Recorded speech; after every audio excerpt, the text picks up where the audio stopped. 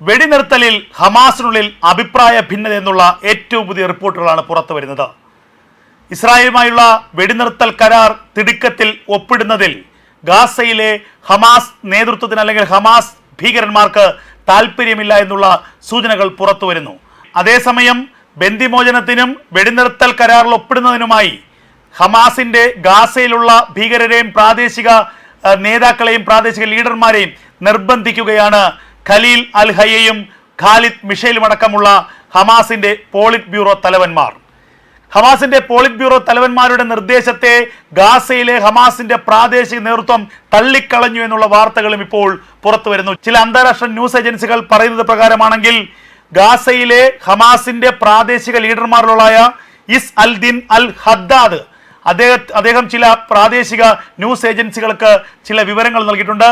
പറയുന്നത് പ്രകാരമാണെങ്കിൽ വെടിനിർത്തൽ കരാർ സംബന്ധിച്ച ഒരു കൃത്യതയില്ല.